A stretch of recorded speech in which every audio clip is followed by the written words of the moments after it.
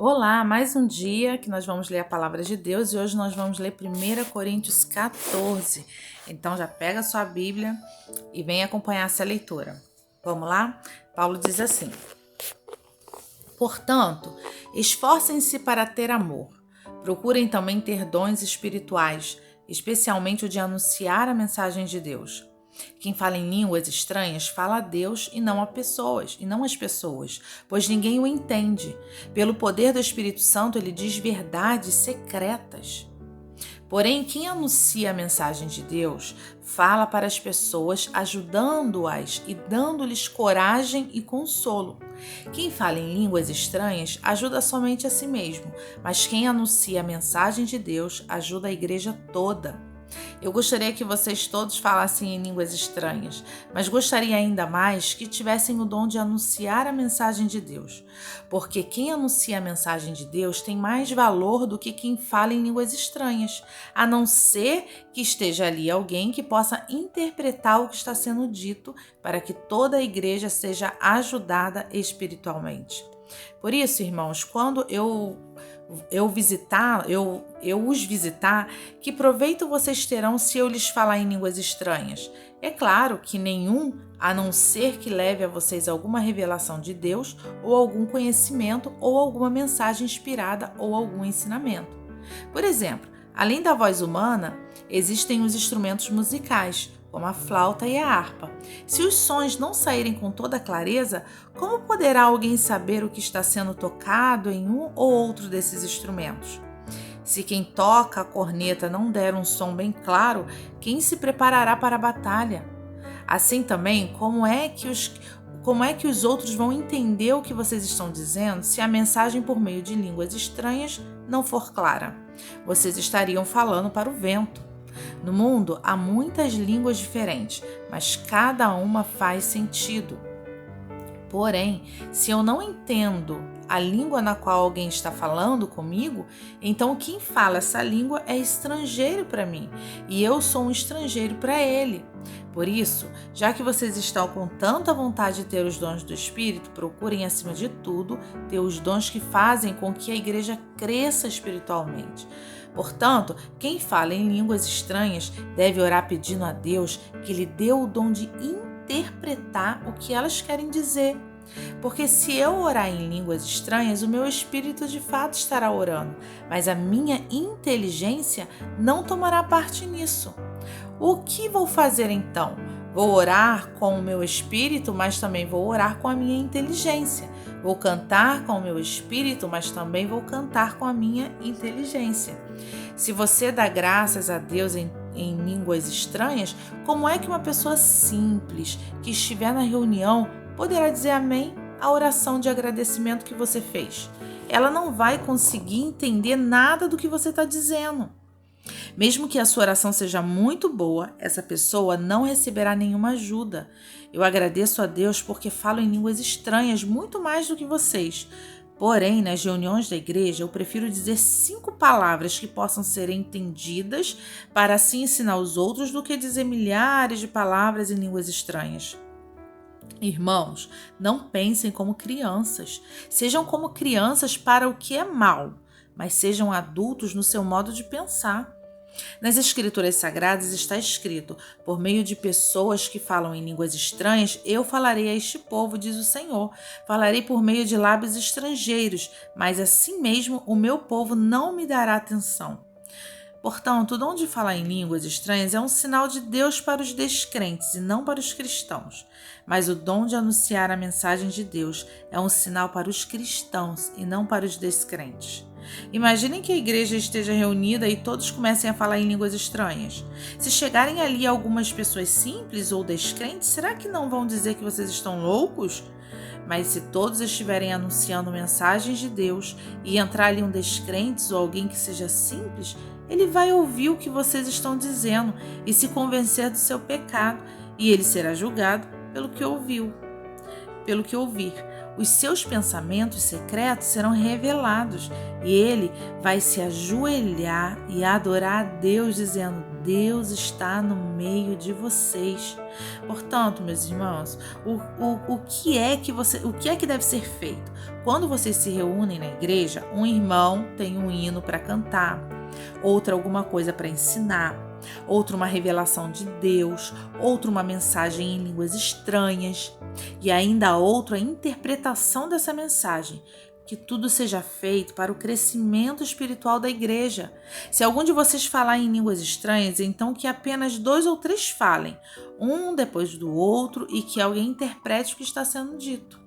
Mas se não houver ninguém que possa interpretar, então fiquem calados e falem somente consigo mesmo e com Deus. No caso de 2 ou 3 receberem a mensagem de Deus, estes devem falar e os outros que pensem bem no que eles estão dizendo. E se uma outra pessoa que estiver ali sentada receber a mensagem de Deus, quem estiver falando deve se calar. Vocês todos podem anunciar a mensagem de Deus, um de cada vez, para que todos aprendam e fiquem animados. Quem fala deve controlar o dom de anunciar a mensagem de Deus, pois Deus não quer que nós vivamos em desordem, e sim em paz, como em todas as igrejas do povo de Deus. As mulheres devem ficar caladas nas reuniões de adoração. Elas não têm permissão para falar. Como diz a lei, elas não devem ter cargos de direção. Se quiserem saber alguma coisa, que perguntem em casa ao marido. É vergonhoso que uma mulher fale nas reuniões da igreja. Por acaso a mensagem de Deus veio de vocês? Ou será que veio somente para vocês? Se alguém pensa que é mensageiro de Deus ou que tem algum dom espiritual, deve saber que o que estou escrevendo é mandamento do Senhor. Mas se alguém não der atenção a isto, que ninguém dê atenção a essa pessoa. Assim, meus irmãos, procure sempre anunciar a mensagem de Deus, mas não proíbam que se falem em línguas estranhas. Portanto, façam tudo com decência e ordem. Amém? Que palavra, né? Que Paulo está ensinando a igreja a ter ordem no culto. Eu já vou começando a falar aqui a parte mais que pode trazer mais dúvida, que é sobre a mulher, né? Paulo ele está falando aqui que tudo tem que ser com decência e com ordem. E algo que nós temos que levar em consideração sobre a mulher é que na cultura daquela época, né, tanto que ele faz referência à lei, a mulher ela não tinha muitos direitos, ela não tinha o direito de falar, ela tinha sempre que se submeter, né, o marido que falava e ela ficava calada.